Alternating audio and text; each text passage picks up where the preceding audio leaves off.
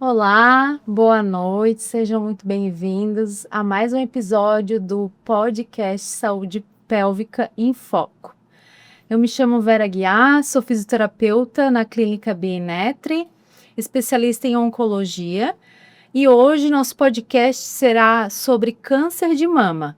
Tenho a honra de receber aqui uma referência em mastologia, doutora Karen Poser, médica mastologista, membro do Grupo Mama, e a técnica em enfermagem, Janaína Piantino, tatuadora paramédica, responsável por devolver a autoestima dessas mulheres através da reconstrução da auréola e a camuflagem de cicatrizes. Sejam muito bem-vindas. Obrigada. Meninas, quero muito agradecer a presença de vocês e a participação junto à fisioterapia, né? Juntas somos muito mais fortes, né, para ajudar a vida de tantas mulheres. Então, no episódio de hoje, a gente vai falar um pouco de reconstrução, né? Doutora Karen, toda mulher pode fazer, deve fazer, né? Ou pode fazer a reconstrução da mama? Toda mulher tem o direito, né, de ter as mamas reconstruídas, isso é um direito por lei, mas infelizmente nem toda mulher é forte. Existem algumas contraindicações, né? Então, pacientes com alguma doença de base muito grave, por exemplo, um diabetes descompensado, pacientes mais idosas com demência, Alzheimer, também a gente não indica. Pacientes com alto risco cardiovascular ou de trombose. Por quê? Porque a reconstrução mamária aumenta muito o tempo cirúrgico e aumenta muito o risco de complicação, de infecção, de seroma, de necrose. Então, essa paciente tem que estar muito bem para poder passar por essa cirurgia, que é um porte grande, e que o pós-operatório é muito maior do que quando a gente não reconstrói, né? Então, o risco de infecção é maior, o tempo cirúrgico ali é maior, o tempo de trombose é maior. Então, infelizmente, tem alguns casos que a gente contraindica a reconstrução. Por mais que a paciente queira, a gente não pode por questão de segurança. Pelo menos não imediata, né? Que é feita no momento ali da cirurgia do câncer. Então, por exemplo, se a indicação imediata for não fazer, ela tem a possibilidade de reconstruir de forma tardia ou não, alguns casos? Tem, principalmente se essa causa da contraindicação for resolvida, né? Então, por exemplo, um câncer de mama inflamatório, hoje em dia é contraindicado, né? O que é o câncer de mama inflamatório? Ele acomete toda a pele, né? Então, normalmente a gente contraindica imediatamente, mas depois que ela tratar o câncer, ela pode reconstruir. Ou uma paciente, por exemplo, que tem uma obesidade muito grande, uma diabetes descompensada, depois do tratamento, se ela reduzir o peso, se ela compensar a diabetes, ela pode, claro, fazer uma reconstrução tardia. Hoje em dia, a gente prefere sempre, na maioria dos casos, fazer a reconstrução imediata, na mesma cirurgia que trata o câncer, porque resultado estético é melhor. Normalmente a gente consegue fazer tudo naquela cirurgia, só vai precisar de um novo procedimento se der alguma complicação, né? Ou se precisar de um expansor ao invés de uma prótese, que daí é um tipo de prótese que obrigatoriamente a gente tem que trocar. Então é muito mais simples e com resultado muito melhor. A reconstrução tardia a gente reserva só para casos ou das pacientes que não conseguiram ter acesso à reconstrução. Infelizmente, isso é uma realidade bem presente no Brasil, principalmente no sistema público, né? Sim. Ou aquela paciente que teve uma contraindicação inicial e aí agora já está tratada, tá estável, e aí sim a gente consegue fazer a reconstrução. A reconstrução tardia, muitas vezes, ela exige mais de um procedimento cirúrgico. A gente consegue fazer tudo mas aí são cirurgias maiores, que são, por exemplo, do retalho de grande dorsal, retalho de músculo abdominal. Mas se a gente quer botar uma prótese, um expansor, normalmente exige pelo menos 2 cirurgias, às vezes 3, se a gente for fazer primeiro uma lipoenxertia para deixar o retalho mais grossinho. Então, é um processo mais lento, mais demorado, né, mais desgastante. Então, sempre que possível, a gente sugere fazer de imediato. Sim. Até para ela, senão ela vai passar mais de um pós-operatório, né? Isso. Então, Aumenta daí- muito o número de cirurgias. Sim. Aí haja também emocional para tanta intervenção, né? Quanto menos intervenção, melhor. E a tatuagem paramédica, Jana? A gente queria que tu falasse um pouquinho mais para as pessoas que não têm o conhecimento nem o acesso, né, a esse recurso. Como que funciona? Qualquer paciente pode fazer? Existe alguma contraindicação, né? No caso, ela já terminou o tratamento, já passou lá a janela dos 6 meses, tá tudo bem, tudo bonitinho. Existe algum critério de contraindicação? Ou de melhor indicação? Então, quando a gente fala de tatuagem paramédica, a gente vai além do estético, né? A gente tem que ver o tipo de pele dessa paciente, o que que ela procura, o que que foi feito. Não é apenas fazer um desenho, né? É ver como que está essa pele, como está essa paciente para receber o procedimento. Eu utilizo os mesmos tipos de materiais, né? Faço com uma máquina de tatuagem, vi os pigmentos de tatuagem, só que eu preciso não seguir um desenho, né? Então, quando a gente fala em câncer de mama, eu vou fazer uma reconstrução de uma auréola. Então, vai além do desenho daquela auréola, né? Aquela pele está bem para receber a tatuagem, aquela paciente está bem para receber esse procedimento, né? Então, a gente não é só o procedimento, né? Então, por isso, assim, que não são todos os profissionais da tatuagem que podem fazer esse procedimento. Você tem que ter um respeito à pele, respeito à cicatriz. Ela só pode ser realizada pelo menos com 6 meses da cirurgia, né? São poucas as contraindicações, né? E são poucas as vezes que o médico precisa liberar, né? Quando a gente fala em tatuagem paramédica, além do câncer de mama, tem a parte da cirurgia estética, né? De reconstrução da mama, de redução de mama, né? Então, a gente trabalha também com necrose de auréola, que também a paciente perde a auréola, né? Então, é uma tatuagem bem específica, que precisa ter esse cuidado com a pele. Então, eu tenho os pigmentos, então não vem um pigmento pronto para aquela auréola, então eu tenho que misturar os pigmentos, eu preciso fazer um estudo da cor, eu preciso fazer o desenho da auréola. Então, assim, é uma área bem abrangente, né? Que a gente pode trabalhar com vários tipos de Então, é de bem pele. seguro, né? É bem bem seguro. seguro. Sim. Tanto, né, fazendo com um profissional capacitado, né, pela questão das tintas também. Sim. Porque às vezes elas se perguntam, né? Então não é qualquer tatuagem, né? Vai muito além. Tem que ter esse conhecimento de como que tá a pele naquele momento para receber a tatuagem, né? Até porque a tatuagem paramédica, ela não atinge não é tão profunda quanto a tatuagem tradicional, né? Por quê? Para ficar um aspecto mais natural, eu não preciso estar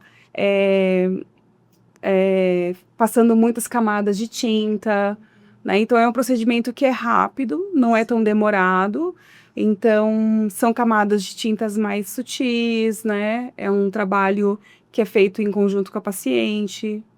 Então, é o que difere um pouco da tatuagem tradicional, né? Tem algumas pacientes que passam por radioterapia, então a gente precisa ter uma liberação do médico. Elas precisam esperar pelo menos de 8 pelo menos um ano ali, para que o corpo se restabeleça, né? A camuflagem também? A camuflagem Porque- de cicatriz pelo menos 6 meses. Tem Tá. algumas contraindicações no caso de queloides, né? De cicatrizes hipertróficas, que fica ali aumentado, né? Que tem um acúmulo de colágeno. Então, tem algumas contraindicações, mas assim, tudo numa conversa, né? Tudo uma conversa antes, saber qual foi a cirurgia, saber como essa paciente está. Então, Sim. isso são algumas coisas que diferem da tatuagem tradicional. Legal. E esse preparo para tatuagem também é importante, o preparo para cirurgia, né, Vera? É, Com a fisioterapia, né? Eu vejo que você tem que preparar o corpo da paciente para reconstrução, né? exato. Sim. Muitas vezes ela já tá com uma limitação com tensão, né? Com uma limitação naquele ombro. Então, se ela vai mais relaxada, sem dor, né? Tensional, que às vezes só de estar passando por tudo isso, ela já tem várias questões ali de cervical. Aqui pega a região da mama peitoral, pega intercostal e músculos que são importantes, né? Para reabilitação. Muitas vezes a gente já faz alguma abordagem ali prévia e ela já vai com outro corpo, né? Digamos assim, Exato. para a cirurgia. E é outro pós-operatório, com certeza. Sim. Sem contar as orientações, né? Porque elas veem que existe uma possibilidade no pós-imediato, né? Não precisa ficar lá parada 15 dias só indo, né, para ver curativo e ter o acompanhamento da mastologista, sendo que ela não pode fazer nada. Não, ela pode fazer várias coisas e é importante que faça, né? Que seja uma deambulação pela casa. Muitas vezes elas têm medo de caminhar pela casa. Medo do banho, né?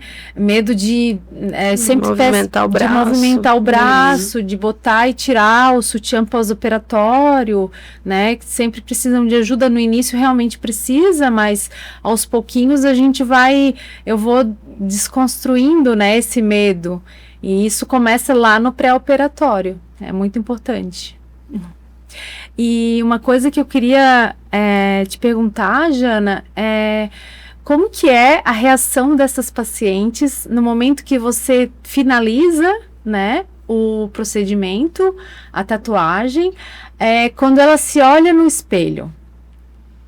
Nossa, eu sempre lembro de uma paciente que, vou usar um outro nome, Ana, né? E aí ela olhou no espelho e falou, agora é a Ana de novo, né? Porque elas chegam de um jeito, a conversa antes já é de um jeito, elas chegam na sala de um jeito, muitas já têm medo eu nunca quis fazer uma tatuagem, eu nunca entrei no estúdio, então tem essa diferença também, né? Quando a gente fala de tatuagem paramédica, geralmente o ambiente é diferente, né? Do que tem pessoas que tatuam em estúdio de tatuagens, mas elas já vão com aquela impressão, né?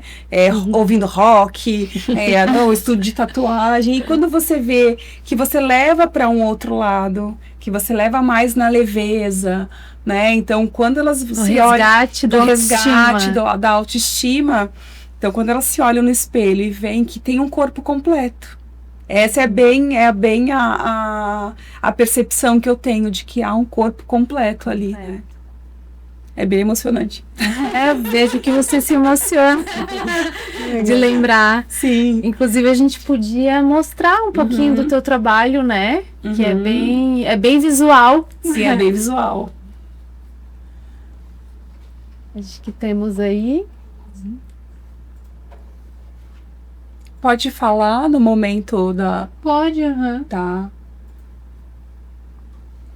Então, aqui a gente tem um exemplo que foi feito além da auréola, o mamilo também, né? Sim. É bilateral dessa paciente, então a gente vê, né? É uma paciente de tom claro, né? Então a gente vê pelo fototipo da paciente, quando eu não tenho referência da outra mama, né? Então a gente vê que tem as mulheres as orientais, negras, então tudo isso eu tenho que respeitar no momento que eu faço a auréola. Claro.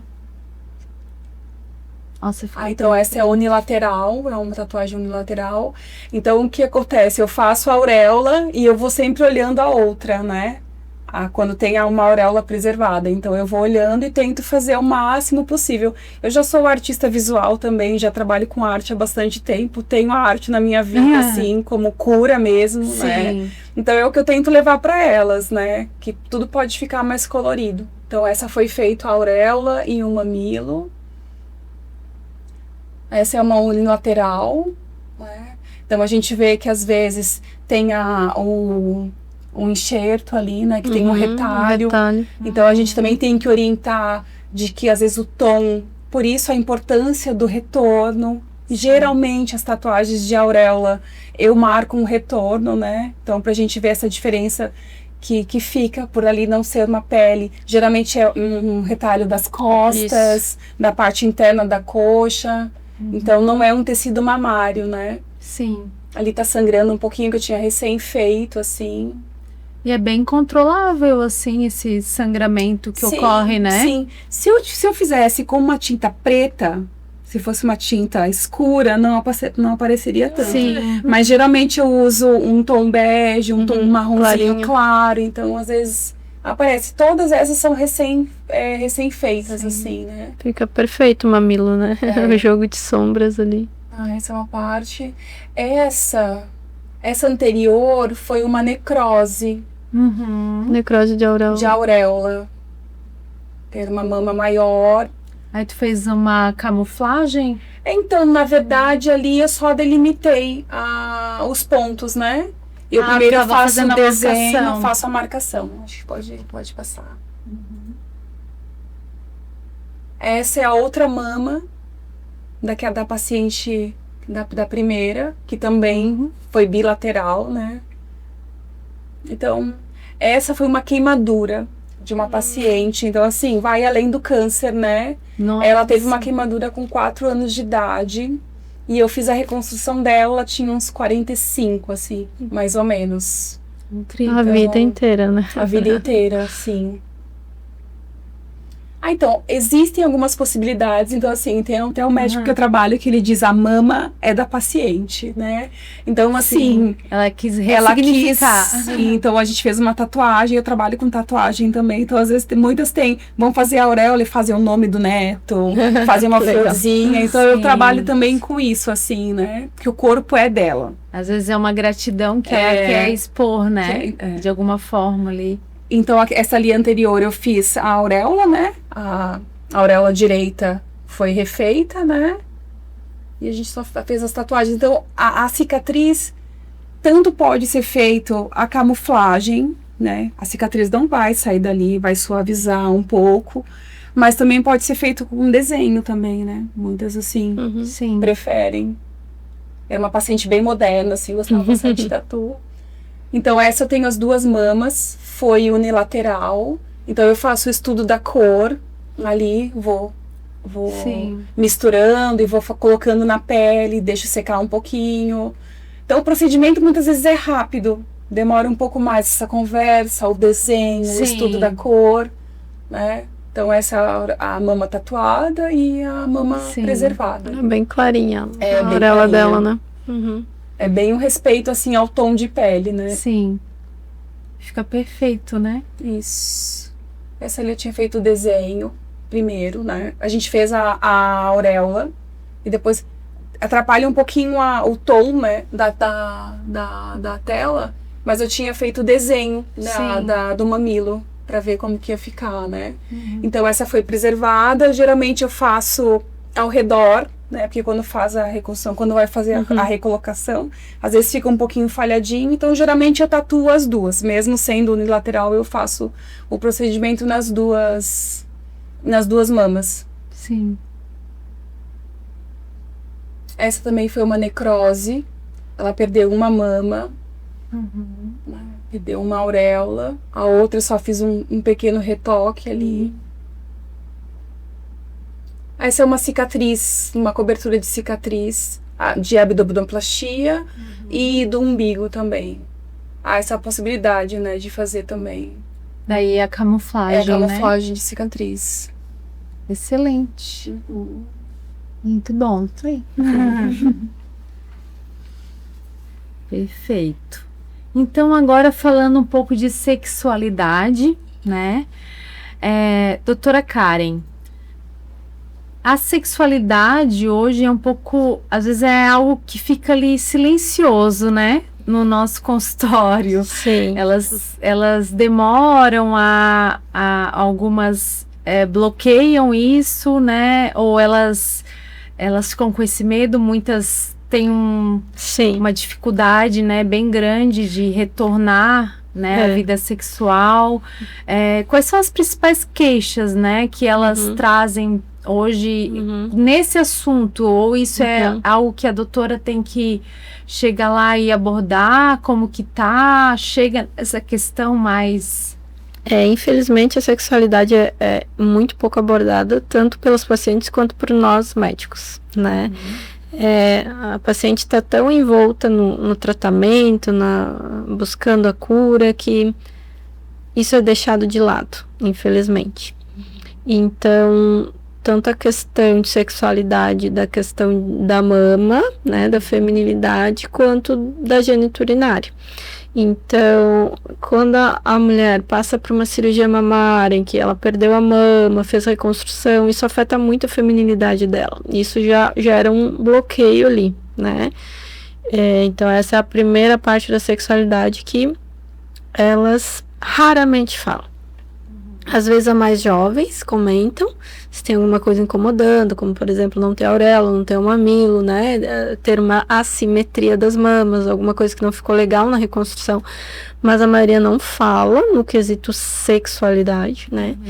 E o principal, que eu acho as principais queixas mesmo que a gente recebe, quando recebe, que a maioria não fala, infelizmente, a gente que tem que perguntar, é o ressecamento vaginal, a dificuldade da relação sexual, porque o tratamento do câncer de mama, ele induz uma menopausa, então as pacientes têm muitos sintomas de fogachos, de irritabilidade, de dor na relação, de ressecamento da mucosa vaginal, falta de libido, e além disso, ainda a questão da autoestima por causa das mamas, né? Então, é muita coisa que afeta ali.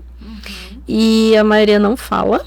Mas, às vezes, a gente tenta perguntar, principalmente os pacientes mais jovens, né? E o principal mesmo é a dificuldade na relação por causa do ressecamento vaginal. Porque causa muita dor, né? E ao mesmo tempo a gente não pode, na maioria dos casos, usar hormônio. Então, fica bem complicado. As indicações hoje em dia é hidratante com ácido hialurônico, hidratantes naturais, laser vaginal, fisioterapia pélvica, que ajuda muito, né? Muitas pacientes minhas de mama acabam virando também paciente pélvica. Exatamente, porque eu acabo... Isso é super comum. Né, com a físio, a gente acaba entrando muito mais nessa questão, né? Íntima. Perguntando, em algum momento a gente pergunta, como que tá, né? Essa questão, né? Principalmente se ela tem um parceiro. Isso. Né? Muitas relatam que perdem um parceiro no meio do caminho. Isso afeta demais, impacta muito, né? A vida delas nesse sentido também. Isso. A gente vê que os parceiros que não abandonam logo no início, que infelizmente eu tenho até estudos que dizem que a maioria abandona no início do tratamento, né? Os que permanecem, acaba que o casamento vai se desgastando por causa disso. Né? Porque a paciente tá totalmente sem libido, tá com baixa autoestima, tá com dor. Então, se a gente não abordar isso globalmente, né, fica bem complicado para a paciente. E a confiança também que ela vai adquirindo ao longo do tempo, né? Eu vejo assim na tatuagem, quando elas chegam, muitas abandonam o marido. Várias assim, falou, não, eu passei pelo câncer, eu estou curada, então agora eu vou mandar ele embora. Então eu vejo isso também. Tem mas é incrível, assim, é bem importante a gente trazer, né, aqui, até porque o nosso podcast é sobre fisioterapia pélvica. E eu falo que elas se transformam em outra mulher quando, mesmo elas não tendo ainda a vida sexual restaurada, assim, totalmente, mas se ela começa, a partir do momento que ela faz uma avaliação pélvica, que ela percebe que existe uma possibilidade de ter uma vida melhor ali, de sentir melhor, de regular a questão do ressecamento, né, que a gente usa de vários recursos hoje na clínica, né, com tecnologias, mas também de ela se conhecer. Porque é incrível como muitas mulheres não se conhecem. Exato. Às vezes elas nem sabem que ela está perdendo a libido. Que às vezes ela nem sabia como que era ficar sem, né? Então é um autoconhecimento. E aí também a retomada a um estilo de vida um pouco mais saudável, de introduzir de volta uma atividade física, né, que fazer ela acreditar que é possível sim ela voltar a ter um relacionamento, né, que em algum momento da vida ela pode se permitir novamente, se ela se voltar a ter uma vida assim, se autoconhecer, né, que é um autocuidado também, né? Que é difícil, impacta muito, né? E muitas querem ainda ter filho, né? Mesmo que seja câncer de mama, mas o tratamento tardia, né? A possibilidade de vir a ter filho atrasa. Isso afeta bastante emocionalmente elas, né? E as mais idosas têm muita vergonha também de falar, né? De abordar isso. Então, se a gente profissionais não perguntar, elas não vão falar. Elas acham que nem precisa mais, né? Exato. Não, tá tudo certo. E a tatuagem paramédica hoje, ela também impacta a vida íntima dessa paciente? O que tu diz? Porque ela vai se reconhecer mais nua, né, novamente. Ela vai se reconhecer nesse corpo, né? Eu sempre vejo assim, se reconhecer nesse corpo, se olhar novamente. Eu tive um caso de uma paciente que já uns 3 anos depois, assim, ela me mandou mensagem e falou, nossa, ela terminou um relacionamento de 40 anos, tal, e ela começou um relacionamento novo, e ela falou pra mim, eu mandei nudes pra ele. Você acredita? Deu assim, mas eu achei tão assim bonito isso, né? Porque né, de conseguir estar com um parceiro com luz acesa, bem. De se olhar. Então, assim, há um grande conjunto, né? Que não é só uma mulher, ela se olhar no espelho, é a família que tá junto, né? Mas há uma grande mudança, sim. Legal. De se enxergar mesmo como mulher, né? Até de querer retornar a ter uma vida sexual daí, né? Porque isso resgata a autoestima dela, né? Então agora nós vamos aos mitos e verdades desse tema. Doutora Karen, prótese esconde câncer? Prótese hoje, porque hoje em dia cada vez mais as mulheres, né, botam prótese de implante, né, de mama. Muito jovens estão botando, né? E dificulta, não dificulta? A princípio não.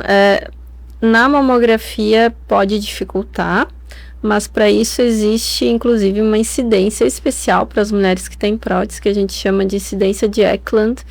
Então, quem tem prótese de mama faz, além das incidências normais, faz mais essa incidência, que é bem para pegar o tecido mamário que está atrás da prótese. Então, a gente deixa a prótese de lado e pega só a mama, sem a prótese, para evitar que tenha alguma lesão ali que fique escondida.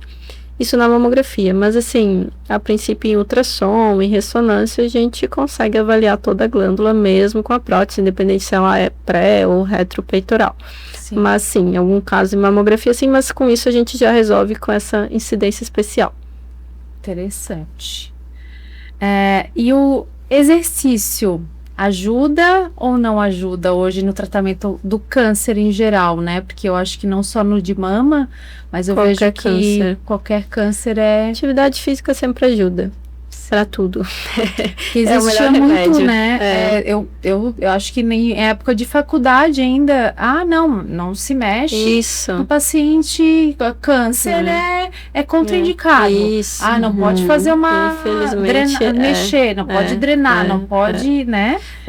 Foi, na verdade, isso, a recomendação de atividade física está é bem recente, né? Dos últimos anos, para qualquer especialidade, até para os ortopedistas, né? Era diferente.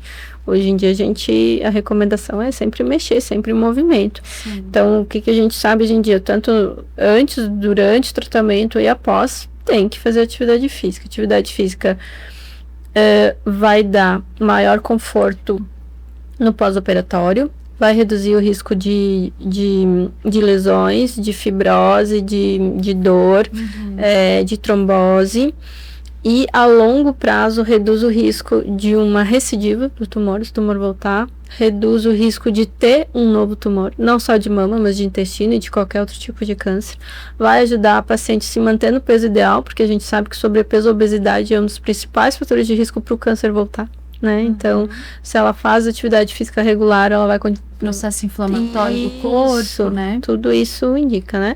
E a recomendação é 150 minutos de atividade física por semana. Isso dá 2h30. Gente, 2h30 é barbada, né? Essas 2h30 você pode dividir ao longo da semana como você quiser.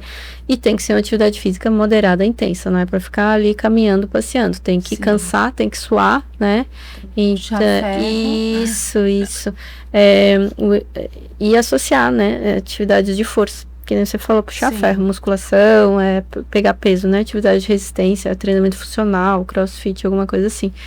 É claro que no pós-operatório imediato tem algumas atividades físicas que o cirurgião ele vai suspender, né? Claro. Mas a caminhada leve, a bicicleta ergométrica, esses normalmente na primeira semana a gente já recomenda, porque melhora muito a circulação sanguínea, reduz o risco de trombose, reduz o edema, então tem que se mexer, sempre. Sim, perfeito. E outro mito é que a reconstrução devolve a sensibilidade? Não, infelizmente não. A cirurgia conservadora, ela causa uma certa perda de sensibilidade, mas normalmente essa sensibilidade é recuperada. Agora, a cirurgia radical, a mastectomia, infelizmente, essa sensibilidade não volta. A paciente, ela vai sentir o toque quando encostarem na mama dela, mas ela vai normalmente sentir uma certa dormência, e isso, infelizmente, é uma sequela permanente. Ao longo dos meses e dos anos, pode ser que ela volte um pouco dessa sensibilidade, né? Mas vai ser só do toque mesmo, né? Então, assim, a dor, que nem a Janaína falou, às vezes na tatuagem ela nem sente dor, porque realmente ela perdeu toda a inervação ali, né? Toda a pele por cima da glândula mamária perdeu toda a inervação, porque a gente cortou todos os nervos ali da derme, então ela vai sentir tocar, mas ela não vai ter dor, então normalmente nem precisa anestesia, né? Mas ela vai sentir o toque, mas não vai ter aquela sensibilidade, né? Nem do prazer ali, do mamilo, da auréola, e nem da dor.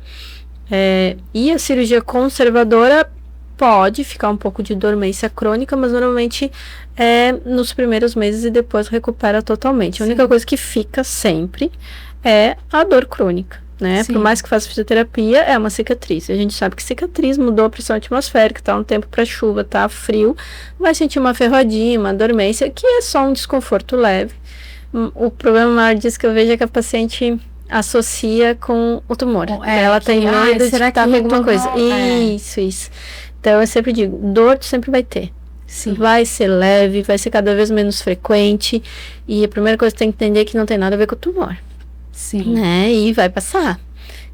Mas esse é o problema maior. É algo que eu trabalho bastante com elas, e essa questão, né, do resgate, e aí a sensibilidade vai, para elas, para algumas é muito específico, né, porque umas nem associam mais a questão da libido, dessa questão, né, que a mama, o bico do peito, né, a auréola em si dá para a mulher, né, que muitas mulheres têm muita sensibilidade na hora, né, na parte sexual, na relação, mas elas só querem sentir que tem de novo a sensibilidade do tipo do toque, né? Isso. E isso realmente às vezes impacta, né? E essa questão da dor eu falo que assim, sempre que mudar o clima, você vai lembrar. Mas não se assuste, né? Porque não quer dizer que elas ficam com medo o tempo todo. Eu falo que parece que é o fantasminha que tá ali o tempo todo. Então tem que ir trabalhando isso na mente. Pra ir eliminando.